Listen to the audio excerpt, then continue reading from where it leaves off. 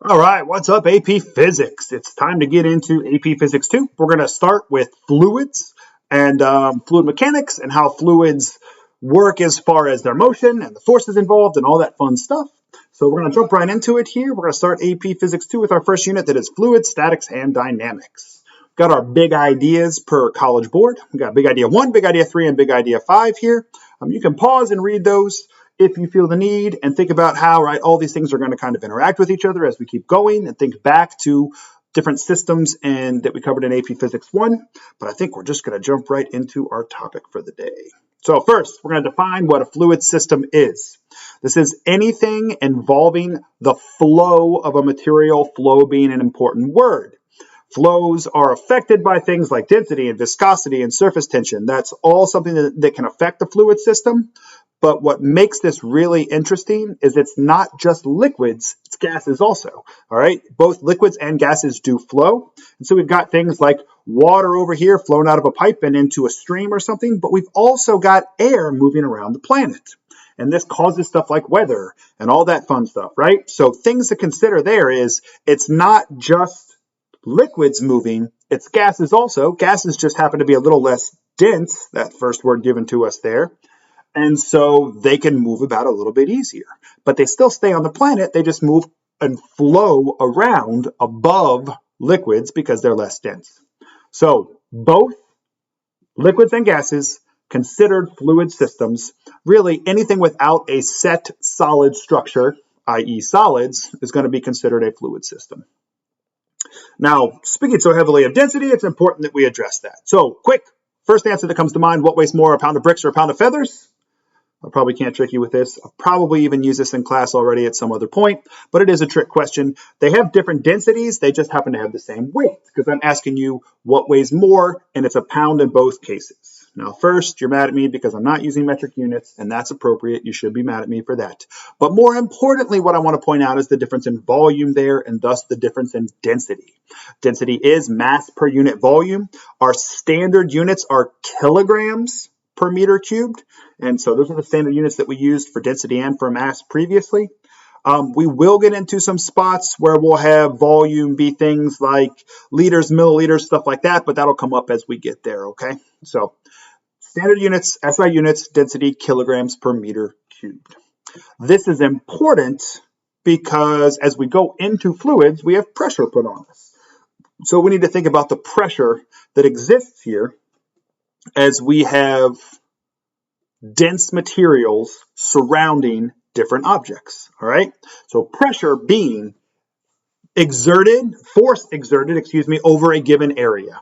And so since we have force over area, area being square distance, square linear distance, or meters squared, we have newtons per meter squared, and that's also known as Pascals. And we're going to talk about a guy named Pascal in just a second and what he came up with and what he added to this.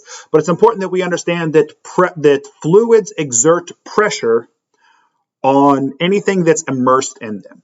You've got a rock right here in the water, and so there's going to be these force vectors of pressure on it. And if you've been in any kind of pool of any depth or ocean or river of anything and gone down in it, you felt that weird feeling in your ears, right? Where there's pressure put on you. And it gets harder to hold your breath the further down you go. And that happens because the further down you go, the more water there is above you, and thus the more pressure is acting on you. So in a fluid, the pressure will always be exerted perpendicular to the surface. And you see how these vectors are perpendicular precisely, and some of them vary in the angle that they're at, but it's just going to push. What that's saying is it's pushing straight in on an object when a fluid surrounds it. You have pressure being exerted on you right now because of the air that surrounds you and the air that you breathe, right? It's there. And this is why we can't survive in space without spacesuits, is because your body's pressurized to a certain degree because it gets used to, through evolution, right? Your surroundings and all that fun stuff. So important to note, pressure is force per area. So we've got density and pressure being some basic concepts that you've heard of and probably use in everyday life, but are things that we want to make sure to define because they're going to really come in handy later on here. Now, our measurements for pressure. Mentioned Pascals already. That's going to be our basic unit, our SI unit. You will potentially see this in mercury. And you're going to see mercury in millimeters. And that sounds really, really weird. But The way we used to measure pressure is with this little device down here in the bottom left. And what they would do is they would put some amount of mercury into a beaker, an open container where the pressure of the atmosphere can push down on it.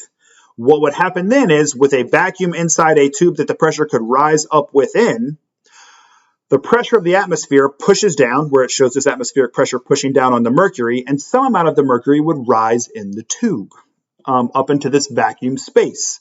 It would rise higher up there because there would be no pressure in the top of the tube. It would be a vacuum in there. And so the greater pressure of the atmosphere around it would push down on this liquid. Some of the liquid would go into the bottom of the tube, and then it would rise up to some degree. And that would be how pressure was measured very, very early on. Right? So when you see things like mercury, specifically height of mercury, it's implying height of mercury in a vacuum column like this. And it's going to be height of mercury in millimeters. So that's all a very confusing way to say we're going to use pascals instead. You've also heard things like pounds per square inch or PSI. If you've ever had to fill up your tires of your car or something along those lines, you've heard this American unit. But again, American units, like this literally is the only country in the world that uses those. So we're going to stick with pascals. I do want to make sure we know that these all exist and that we see the difference between them. So looking down here also, we've got atmospheric pressure, and we're going to talk about different types of pressure in just a sec. But the standard atmospheric pressure on the surface of the Earth, which is to say the pressure of the atmosphere pushing down on you at all times, is 101,000 pascals. It's going to be more commonly referred to 101 kilopascals, so you'll see kPa sometimes, or 760 milligrams of mercury, again, less likely to be used, or just under, it's typically going to be just mentioned as 15 psi, so 14.7 approximately psi. This is how much pressure is acting on you right now, and if all of the air around the Earth were to disappear immediately, this is the pressure that you have inside your body also to equalize the inside and the outside. And so your body would then push outwards with a pressure, and it would cause some pretty serious health problems for you that you can go discuss with the biology teacher in some fake science class. Moving on. So that's our atmospheric pressure, right? That is the pressure exerted by the atmosphere on us on the surface of the Earth at all times. It varies slightly. I feel like I have to say this, right? It's going to vary slightly based on whether you're on the top of a mountain or the bottom of a valley, but the variation is going to be a small percentage in comparison to it being zero or nothing. Now, to go from there, gauge pressure, atmospheric pressure, absolute pressure. These are three different descriptions for pressure that I want to make sure we cover, okay? We've talked about atmospheric pressure. That is our baseline for what we commonly use here on Earth because it's what we experience all the time here on Earth. The absolute pressure would be the true pressure above zero, okay? So a good way to think about this is kind of like the temperature scale of Kelvin. Kelvin temperature scale, technically the lowest is 0, and it only goes up from there. Whereas in Fahrenheit and Celsius, we can have positive and negative values, all right? So you see our kind of little chart over here. Absolute is at 0, that's a vacuum. 0 is the lowest it goes, all right? Now these values don't really go into negatives, but what they do, well, I guess they could go into negatives technically, but that's not going to be a standard situation you'd be in. You'd have to create that, but we'll get into that later. Sorry, distracted for a second there. But what we have really is the total adding up to the absolute pressure. So to go back real quick, atmospheric pressure is 101 kilopascals. If all of a sudden you experienced 95 kilopascals, then we would be somewhere underneath this black line in atmospheric pressure, but still positive as far as absolute pressure. If we took something on the surface of the Earth, like your tire, and put it on a wheel, and then pumped air into it, what we would measure based on that would be above this black line. It would go into the gauge pressure now, up until whatever pressure we were at for a system. Say like you inflate your tires to 38 psi. Well, we've clearly now passed the 15 psi that the atmosphere is putting on them, and we've pushed it all the way up to 38. So we had the atmospheric pressure and then the gauge pressure on top of that, and that would give us a larger overall absolute pressure. So to reiterate real quick, Absolute pressure is the true value above zero. Atmospheric pressure is what's exerted on us at all times because of the atmosphere of the Earth. And then gauge pressure is pressure that we would add in addition to the pressure created by the atmosphere. Because of these definitions, the absolute pressure, the true overall pressure, will be what's exerted by the atmosphere plus whatever else we add. Now, I know that's a bit confusing, but we'll get into some practice with that. We'll talk about it. We just want to make sure we define the three different types of pressure. Now, as mentioned before, as we go down, as we were to dive down into some fluid, whether it be the atmosphere, because way up in the top of the atmosphere by space, it's going to be almost zero is going to be the pressure, correct? Right? There's no more atmosphere. There's no more atmospheric pressure. Now, as we go further down into fluids, such as water in the ocean and a pool, whatever else, we need to talk about how the pressure is going to vary based on the depth that we're at. So we're going to do a quick, I'm going to call it a derivation. It's going to be an easier one, so just bear with me, but I do think it's important that you see where these values come from. So we've got the pressure being force divided by area. We covered that way up here. We already talked about how it's the force of the object above you pushing down on whatever surface area you have. Now, at some depth in a fluid, F is the weight of the fluid above you. So if you are immersed in water completely, let's say you're in the medium depth of some pool, you go down and it says, okay, you're 5 feet, you're approximately 2 meters underneath the water, then you have 2 meters of water above you pushing on you, right? And so the force that's going to be causing this pressure here, this P equals FA, this force is going to be the weight of the fluid pushing down. So instead of saying the pressure is force divided by area, I'm going to say it's mg. It's going to be the weight, right, divided by the area instead. Now, real quick, we're going to use geometry to remember that the volume is the area, let's say, of a cylinder, right, is the area, the surface area on the bottom, times the height of that cylinder. It's going to be our standard definition for volume, area times height. Okay, now I'm going to substitute in again. Instead of area here, that means I have A equals V divided by H, and I substitute in, and now I have the pressure is the height of water times the mass of water times gravity divided by essentially your volume, the volume of the column up above you. Well, we talked about density earlier also, and you were probably like, Barry, why are you talking about density? You haven't mentioned that yet. This is why. We talked about the density being the mass divided by the volume. Well, if we come back down here, now I can say, well, I have volume there. I can throw in mass divided by volume. I'm going to cancel out one of my masses. I've got my volume out of the way. And now what I can say is that the pressure exerted by a fluid is the height of the fluid above the object times the density of the fluid that's above the object times gravity, because gravity is still the driving factor of what causes the force to be applied to an object. So, while we would say in general that pressure is force divided by area, and we'd be correct in saying that, we're going to say that the pressure exerted by a fluid on an object is going to be the height of the fluid above the object times the density of the fluid times g, gravity, our acceleration due to gravity. So this accounts for the density of the substance, the height of the liquid above the point in question, and the pull of gravity on the fluid. Now, this is going to apply for open systems only. That's important to note here, okay? So what that means is if I put a cup down on the desk here next to me, then that would apply. That would be the pressure at any point within there. If I were to seal the top of that cup, then I have a closed system. Atmospheric pressure is no longer accurately applied because there could be a different pressure within the closed container, and so that wouldn't be the case anymore. So it's important to note that that is for open systems only. Now, open systems are any natural waterway, ocean, river, a pool, anything like that. Even a pool that's indoors would be considered an open system because there's not a seal on top of the liquid.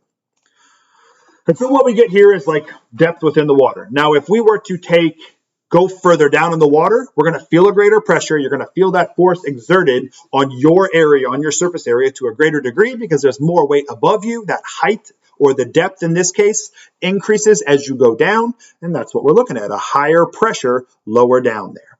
Now, if I were to fill this big tank here with water and poke 3 holes in the side, the pressure at the highest location is going to be less than the pressure in the middle, which is going to be less than the pressure at the bottom. The bottom will experience the greatest pressure because it has the greatest height of water up above it. The greater pressure means a greater force, and thus a greater force is going to push this water out harder and cause it to travel further horizontally, as you see with the 3 waters being pushed out of the container here. Now, we'll end up doing a lab that'll involve this, and you're going to make a mess on the floor, and we'll clean it up when we get there. But that's important to note. Greater pressure results in a greater force of the fluid as it's leaving a container also. So we've talked about pressure with fluids and how all that works. It's time to get into a bunch of people's principles and how all of their different principles help us apply fluids and fluid uses. First one being Pascal. So it's really important to note I'm changing our parameters real quick here. I'm going from an open system to a closed system. In this case, there's not going to be an atmospheric pressure applied. We're going to be looking at what happens with pressure within a closed system now. All right, so we just talked about our open system, and we'll come back to that. But real quick, I want to talk about what happens when we close the system and we've got a different set of circumstances. So a change in pressure for an enclosed fluid within a closed system, this will be applied to all portions of the fluid and all interior sides of the container. So this is often referred to, and we're going to get to this in a second, as a hydraulic system. You've heard of things maybe like a hydraulic lift or a hydraulic press. This is the science behind that. Now, it's not always, well, it's typically not water that's the fluid inside here. We would want a more viscous fluid for a lot of reasons that we can get into later. But what we're going to do is we're going to say, okay, well, the pressure applied on one end is going to be equal to the pressure applied on the other end. Okay? And so you see total pressure in a closed system is calculated using the sum of all applied forces. So I'm going to have a spot over here that's position 1 and a spot over here that's position 2. The key being the pressures in these cases are the same in these spots because it's a closed system. And so we have what's essentially, I mean, the easiest way probably to think about this is a conservation of pressure. Now, don't quote me on that because that's not a true conservation property, but that's basically what's happening here. All right, as we have pressure here being equal to pressure there, and pressure being force divided by area, and you see a smaller spot here allows us to change the area and thus alter the force that must be applied for the same amount of pressure, whereas a larger area here then will apply a greater force but keep the same overall pressure. Now let's look at what that was very confusing, and I get that. Let's look at that actually in practice here. So in practice, that would be what we would call a hydraulic system, the pressure being constant throughout this system. And so what we can do then is increase the force in one portion of the system here at 1, and that will cause a proportionate increase in another part of the system over here at 2. Because it's a closed system, the smaller force can be applied here because of the smaller area. So smaller force divided by smaller area equals the greater force that will be applied upwards here because it has a greater area. What we can do with that is lift heavy objects by applying less force, assuming we have a closed system with a fluid inside of it. Now, this seems like magic, and it's science, and magic is actually just science. So every time anybody's fooled by magic, you should just tell them this is actually science. But it's really interesting to note how this works really well, right? So again, a smaller force, because you see our quantities down here, a smaller force applied to a smaller area will give the same pressure, and because they're equal here throughout, as a larger force that's applied over this larger area. So all we have to do is apply a small force here to cause a large force over there, given the differences in the area of the system. And now that works only in closed systems, and that's very important to note. But this is how we do things like lift cars up to work on them. A lot of heavy objects are moved from point A to point B using hydraulic systems. This powers a lot of machines through these properties, and again, is largely going to be more viscous materials. We use oil for this in most machines and things like that, or other viscous materials other than water. Okay, so We talked about all this. We talked about all these fluids. We haven't talked about how you float. And I think that's probably one of the first things that came to mind when we talked about fluids and forces. And so we got to talk about that. Now, the force of water that pushes up on you when you immerse yourself in any sort of body of water is known as buoyancy. This is what causes boats to float, even though they can be made of metal. And it's a very, very useful thing for us to apply whenever we get the opportunity. So this is pressure on an object exerted by a fluid, and that increases with depth. Now that was covered earlier, right? As you go further down,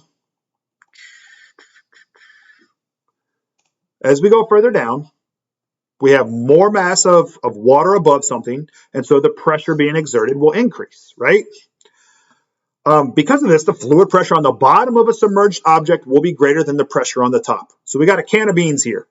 It's just a can of beans. Now, this is going to be minimally different, but the bottom technically has a greater height of water above it than the top does. And so the value of the pressure being pushed on the bottom here will be greater than the pressure being pushed down on top. Now, that's going to be very minuscule. The difference is going to be almost zero in the case of a can of beans, right? It's small. It's a little thing. You can hold it in your hand. But what if you were to take something like a cruise ship that's massively wide, and then you immerse it in the water, and it goes 20 feet down into the water? Now, all of a sudden, we have a pressure difference that's fairly drastic because a lot of water's been displaced. And so that's really what's going to cause big objects made of metal to float. So there's difference in applied force. This is known as buoyancy, and this causes a net upward force on submerged objects. All right, so there's a weight there, and this is why, unless they are very light or very low density objects, they're not going to float on top of the water with no submersion. Most objects, I'll say most, technically all, but most objects that float must be immersed in the water to some degree in order for the water to give this buoyant force to them, or they're not in contact with water, and thus they're not having a buoyant force. But the difference in the applied force between the bottom and the top of the submerged part of an object is known as the buoyant force. That's going to be equal to the density of the liquid that an object is submerged in, the volume of the object that is submerged. In the case here, this would be the can of beans, the volume of that object. And the spot here of this ducky, it would be the volume of the duck that is submerged, not the volume of the whole thing, but the volume of the duck that is submerged, and then gravity. So when we say volume of the object, we're referring to the volume of the object that is immersed in the fluid. Okay? Now, if you think about this also, to go back real quickly to our gases, this is largely why things that are lighter or less dense, like helium, when trapped inside of a balloon, are pushed upwards and float up into the atmosphere as well. So this is why things like helium balloons float up. This is why anything that's less dense moves upwards and more dense moves downwards. It's because you have buoyant forces acting on it. Now, buoyant forces lead us to Archimedes' principle, and they're really explained to a large degree by Archimedes' principle. This is kind of what defined buoyancy for us. It says that the buoyant force on an object is equal to the weight of the fluid that it displaces. Okay, so how much the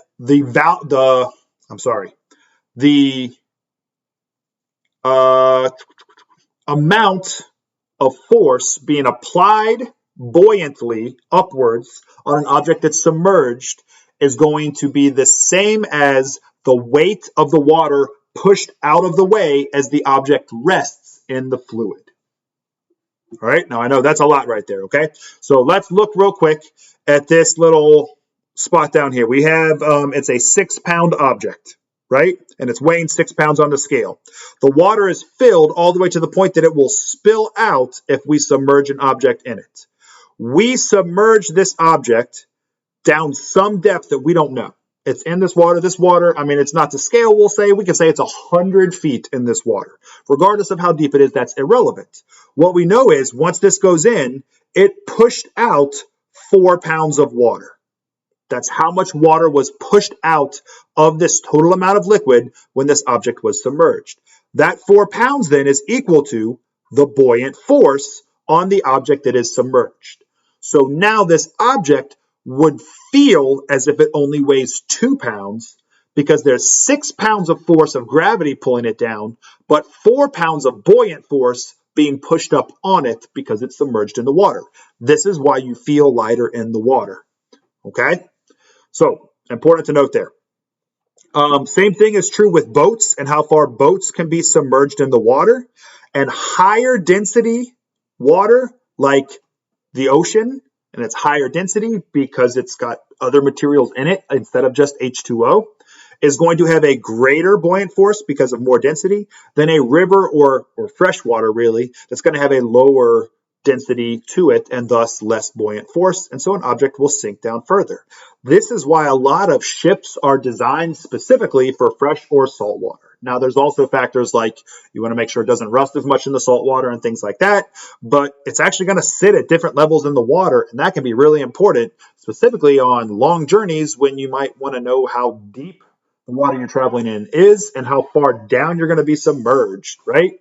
A boat that would go in the ocean and sit higher up wouldn't do well probably in rivers where it's going to fall farther down into the water and potentially scrape on the bottom. So objects will float in the fluid if they are less dense than the fluid, and we know this, right? The buoyant force must be greater than the gravity force, and so objects less dense than water will float on water and so forth and so on, and they'll sink if they are more dense than the fluid. And specific gravity is the ratio of the density of an object to the density of water.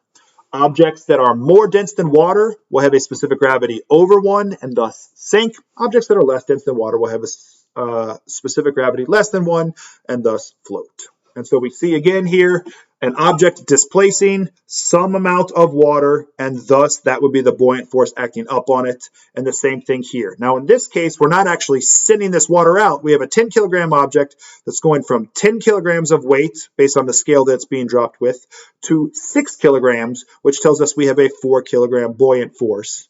And thus, if we were to measure the height difference here, and do a calculation, we would say, oh, well, that area of water, right, would also be equivalent to 4 kilograms. And that could be determined and would be equal to the buoyant force there because that's how much water is displaced. So that's Archimedes' principle. Now we've talked about Archimedes and Pascal, and we're going to get into something else that doesn't actually have anybody's name attached to it. We're going to talk about what happens when water flows. Because it's not just going to be still. So far, we've looked at it being still and in one place and what forces are involved there. But in a lot of cases, what we care about is how it moves around, right? So the flow rate and the velocity of water are very, very important things. Flow rate is going to be symbolized here on our equations with a capital Q. It's going to be the volume of a liquid that flows past a given point in a set amount of time. Now, we're not just going to measure how far something goes, as in meters per second this time. We want to know the total volume, right? So it's not even just like one point moving. It's not even like an area moving. It's a volume moving in some amount of time, which means volume will be meters cubed, and the time that it will move by will be in seconds here. Now, because the volume is the area, you see our area here, we're assuming we're moving in a pipe in this case, so our air cross-sectional area times the distance here, that gives us a volume. This pink amount is a volume here. We could change Q being the volume divided by time to the area times the distance divided by time. And also, because velocity is distance over time, we could say that the flow rate, Q, is equal to the velocity of the object times the cross-sectional area of the pipe. So, while flow rate is defined as volume per amount of time, more accurately and more practically, we're going to look at it as the velocity within a pipe of a certain cross-sectional area. Now, you see down here how all of these things are equivalent, and it's important to know that we define it as the volume of liquid flowing in a given amount of time, but it's also important to know that you can find the area of that pipe and determine the flow rate Q here based on the area of that pipe and how quickly the water is flowing, or the other object is, other material, other liquid is flowing through it. So it could be any fluid, right? But I'm typically going to refer to water because that's going to be our most common fluid that we care about. Now, when water or other fluids flow through pipes, They can travel with a couple different types of, we'll say, different types of flows. All right, I think that's just the best way to say this. There is something known as both laminar and turbulent flow. Laminar flow being traveling nice and smoothly and straight down here, and we see two examples of that on the left. We've got our nice straight vectors, and they just go right in the direction we want them to, and everything is good. Turbulent flow, and you see the turbulence happening here, is going to happen when fluids irregularly move through a certain area, when they mix up, maybe when something's in the way, or maybe they're not consistent throughout. Maybe it's not all water. One of the big things that we do with pipes is put water down the sink or flush it, right? And it's not always fluid in those cases. And so it's important to note that there are other things in there that can cause different types of flows. So laminar flow here, this is going to be fastest. And when we talk about things like the flow rate here, if we do any calculations for flow rate Q, we're going to be referring to laminar flow. We have to make the assumption that it's traveling with laminar flow when we do any sort of flow rate calculation, because the turbulent flow, we can't necessarily account for every little thing that's happening within there. So this will be the fastest flow, and it will always be in the center of the flow mass. That's where it will always be the fastest also. And you see that here in the top one, right? How the vector is longer. That happens because there is friction between the flowing fluid and the edge of the pipe or other material that it's flowing through. I mean, a river still has some amount of friction between the water and the riverbed as it flows, and so it will cause it to flow a little bit slower there. We would still consider that laminar flow, but if all of a sudden a tree were to fall into the river, now we're at turbulent flow, and that's caused because the mixing is happening in the water as it flows past the river that goes down. So if we were to have some sort of pipe here, we've got laminar flow. This is a great example, right? Blood flowing through your body. It's going to flow through. It's going to move a little faster in the middle of an artery or a vein than it would on the outside, but we would consider this laminar flow. If something were to obstruct this, now this could be something like you're taking your blood pressure at the doctor. It could be something like you're feeling your pulse in your wrist, and I'm obstructing that, and then I'm feeling the pressure pushing out on this obstruction here as the blood flows through. It could be something like plaque or other buildup in your veins that could be really dangerous, right? And cause high blood pressure in people. Whatever that would be, though, this would cause this to pinch, and thus we have a different surface area and a turbulent flow coming out the other side. If you've ever walked by a river on a path or anything, hiking, anything like that, you've noticed little ebbs and flows within the river and different ways that the water kind of spins around, causes a little whirlpool, moves around a rock. All of that would be examples of turbulent flow. Now, flow rate in varying pipes is really important because we're going to have a conservation here very similar to what we had with conservation of momentum.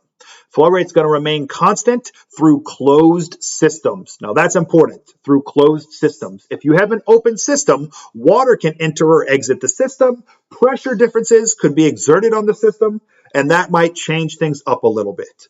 Flow rate will be constant, but only through closed systems when nothing else is being exerted on it.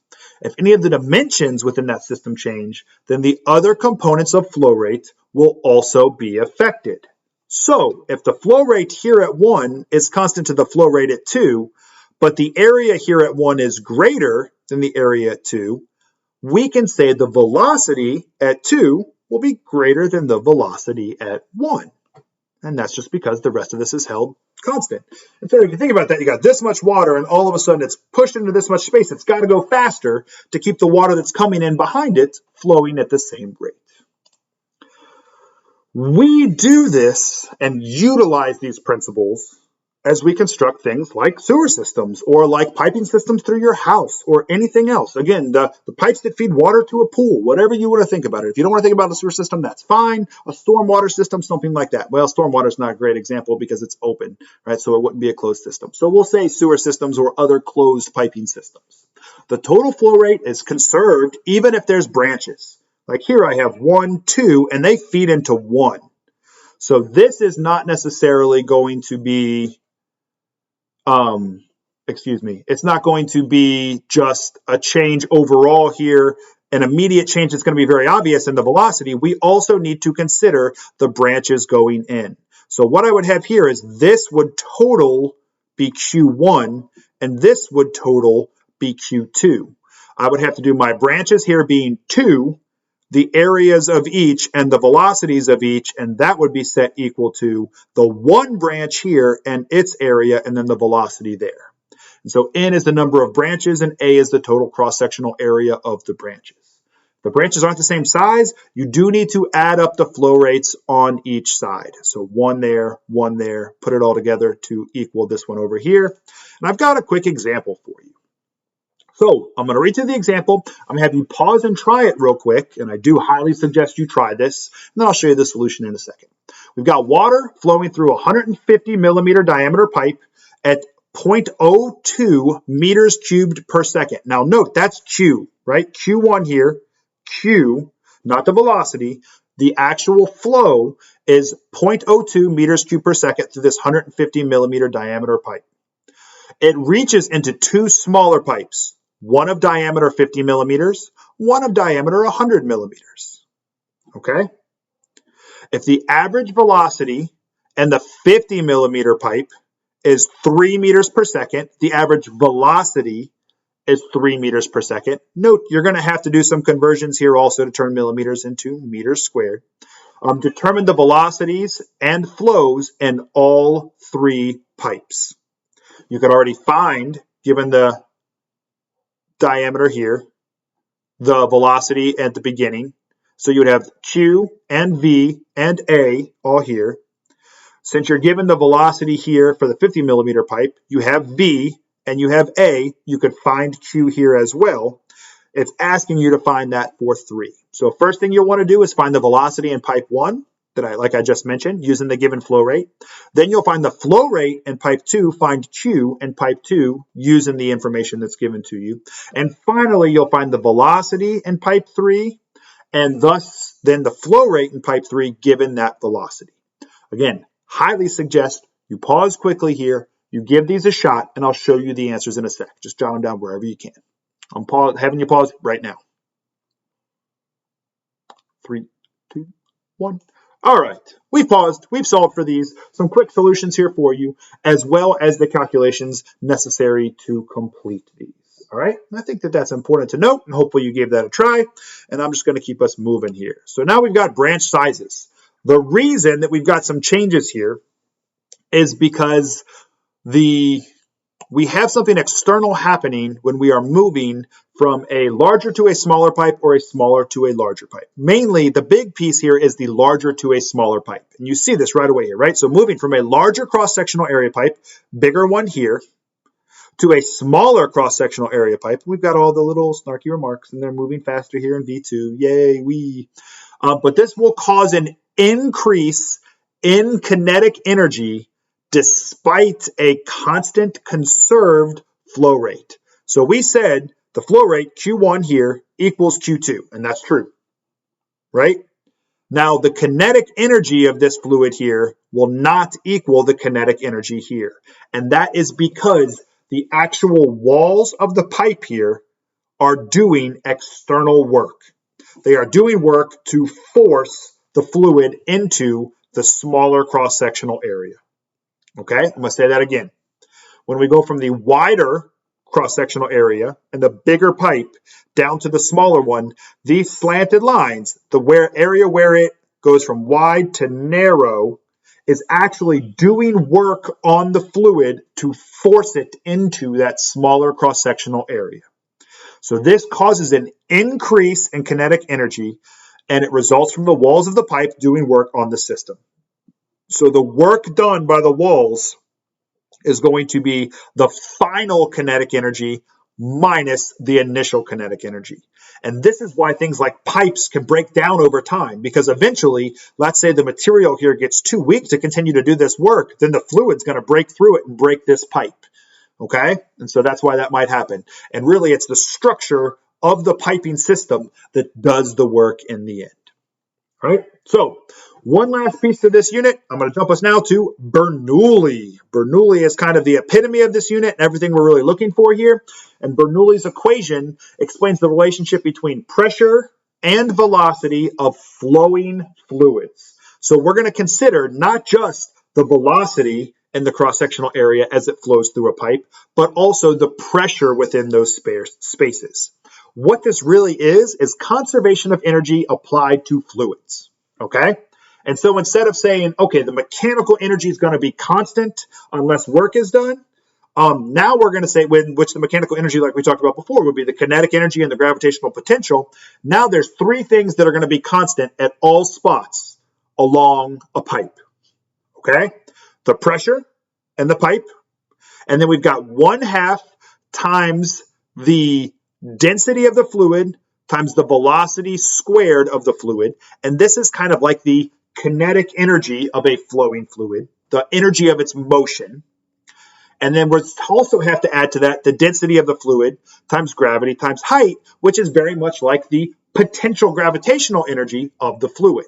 And so this is important. So if we look at something like this, right, this pipe that's right here, what we've got is, even if it's flowing here, it could be flowing at whatever velocity, it's moving upwards. And so in order to push the fluid that's flowing here upwards, we're going to have to account for all three of these things to make sure it gets there.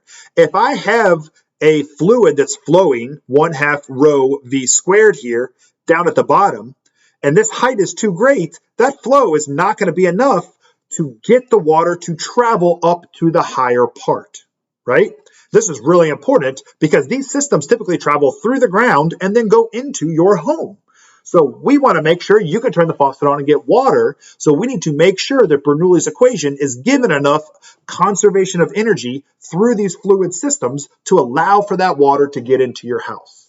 So what needs to happen in a lot of cases is we need to give it some amount of pressure to start.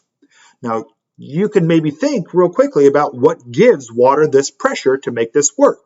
You've probably seen these. You've almost definitely seen these. They're called water towers. And so what you do is you start or include part of this system in the water tower. All that water that's put up above the ground in the top of the tower gives this system pressure as it pushes down, and thus gives it enough pressure to get pumped up into your house, because it's not just the kinetic energy of the water and the gravitational potential energy of the water, but also the pressure being exerted on the system that are equal as a sum.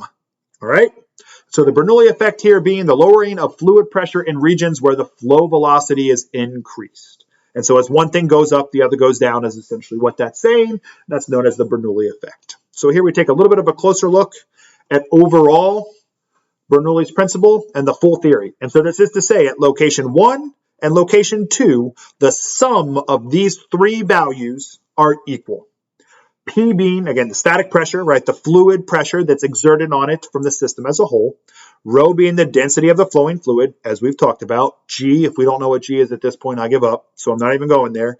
V, velocity of the fluid flow in the cross section there. And then H, the height above, really, we're going to consider it the lowest point of the system. Okay, we can't consider it the surface of the earth because a lot of these things are below the surface of the earth. So we're going to consider H to be the lowest point of the closed fluid system here. And anything above that would be some value of H greater than 0. And so we've got an example here. And I'm going to run through it real quick. We're going to give you a pause again so that you can solve it. And then look at the solution. Okay, so same thing we did before. Water is flowing through an S-shaped pipe. We see our S-shaped pipe here with the properties shown below. So you have the pressure that's here at the beginning, the velocity of the flow, and it's saying H is 0 here, so that is the lowest point. Okay, it's at the lowest point. It flows up to some height, H2. It's now moving at 10 meters per second. H2 is 2 meters above the ground, and we want to know the pressure at that point.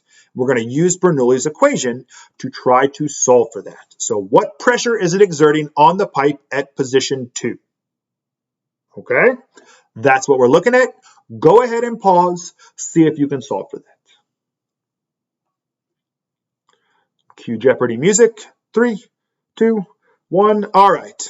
Looking at our solution here, we see we're going to put together our total quantities for each position. Now I've crossed this one out completely because there's no height, so we're just multiplying by 0 there, and then we're going to find the pressure in the second spot, and we see a pressure that has dropped as it's gone through the system. All right, That happened with all these quantities plugged in here, and you just went through this, I don't have to explain that to you. You just went through this calculation or are looking back now to correct that if necessary. But if we remember, this is the Bernoulli effect. This is the lowering of fluid pressure in regions where the flow velocity is increased, right? So we've gone from 5 meters per second to 10 meters per second. That causes that increase there in the kinetic energy of the fluid causes a drop in the pressure. Now, there was also a drop in or a change, we'll say, in the gravitational potential, but this all happened because of the pressure exerted on the system and thus the drop there. Some hints when solving or using Bernoulli's equations. At the lowest point of the system, the height is 0, and thus you can get rid of that third term. All right, so just get rid of that at the lowest point of the system that you're looking at. If the fluid is static, the velocity is 0. Okay, if the fluid's not moving, if it says, oh, it's in a tank of water instead of in a flowing pipe, or if maybe a water tank that's stationary is feeding pipes and that water's not flowing, then it's just V equals 0. You can get rid of that. So if the fluid is static, we can say the velocity is 0. If the system is open, then the initial P is 0. So let's picture this. Let's say our water tower is open on top, okay? It could still push water down into pipes that go down into the ground, but there would be no initial pressure in the water tower. It would be pressure in the pipes that's caused by the height of water that exists within the water tower. And so all of these relate only to the side of the equation that meets the criteria. So to go back again to this equation real quick, open water tower pushes water through pipes. There's no pressure in the open water tower, and there's no velocity to it. So all of the Bernoulli's principle pieces that are positive for the open water tower is going to be the density of the water, G, and then the height of the water. And this is why water towers are built to such a high height, right? And then that's going to cause some pressure and some velocity to the water as it flows through the pipes at the lowest point where this would then be 0. And so this is going to work just like our conservation of energy. It's just going to be applied to fluids instead. And so at a constant height h, h1 equals h2, so the final term on each side of the equation can be negated. So one more time here, this last term in each side, we can ignore that completely if the pipe is level, is at the same height all the way through. So let's say we had one of these pipes like this, where the center point is the same, then all we would have to consider is the pressure within them and the flow, right? The kinetic energy of the fluid as it moves through also. And this is why we would say the kinetic energy is increased, because it gets pushed down there, we'd have greater pressure and blah, blah, blah. It all comes full circle. Don't you love it when that happens? Wrapping up with our fluids big ideas. You're tired of hearing me talk. Thanks for showing up.